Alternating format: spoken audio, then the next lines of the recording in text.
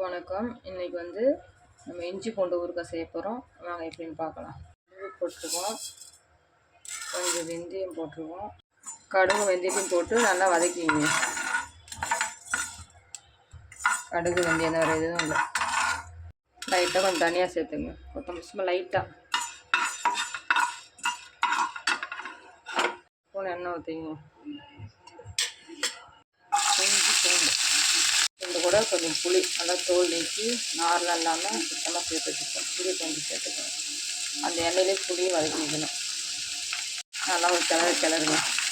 இஞ்சி நாட்டம் பச்சை நாட்டம் போகணும். அந்த அளவுக்கு நல்லா வதக்குங்க. இஞ்சி பூண்டு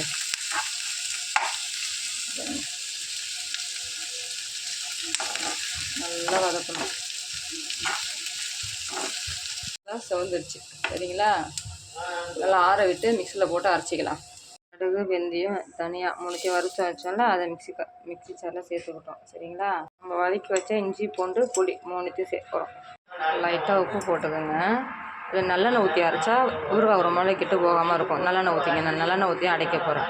நல்லெண்ணெய் தான் ஊற்றி அரைக்கிறேன். நல்லெண்ணெய் சேர்த்துக்கணும். தாளிக்க நல்லெண்ணெய் சேர்த்துக்குங்க. கொஞ்சம் கடுகு போடுங்க. கடுகுலாம் போடுங்க. போட்டு ஒரு கிண்டுங்க. தனி மிளகாத்தூள் லைட்டாக சேர்த்துக்கணும். சேர்த்து சேர்த்துங்க. ஒரு கிண்டுங்க. இட்லிக்கு, தோசைக்கு, சாப்பாட்டுக்கு எல்லாத்துக்குமே சூப்பராக இருக்கும். பூண்டு துவையல் ரெடி. சுட சுட சாதம் வடித்து சாதம் போட்டு சாப்பிட்லாம். தோசை இட்லி தொட்டு சாப்பிட்லாம். செரிக்காமல் வாமிட்டு இருக்குது, வாந்தி இருக்குது, உடம்பு சரியில்லை அப்படிங்களுக்கும் கொடுக்கலாம். இதை ரொம்ப உடம்புக்கு நல்லதுங்க. நல்லா ஒரு வதக்குங்க. சுவையான இஞ்சி ஊறுகாய் ரெடி ஆகிடுச்சு.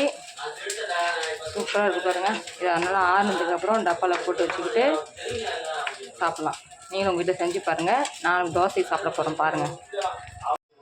தோசை வச்சு தோசை கொஞ்சம் எடுத்து இஞ்சி ஊறுகாய் லைட்டாக தொட்டு சாப்பிட்டு பாருங்க. செம்மையாக இருக்கும். செரிமான பிரச்சனை, வாமிட்டு எல்லாம் நிற்கும். ஏன்னா எனக்கு இந்த பிரச்சனைலாம் இன்றைக்கி இருக்குது. அது இன்றைக்கி இஞ்சி துவையல் செஞ்சு சாப்பிட போகிறேன். நீங்களும் சாப்பிடுங்க. உங்கள் வீட்டில் செஞ்சு நீங்கள் சாப்பிடுங்க.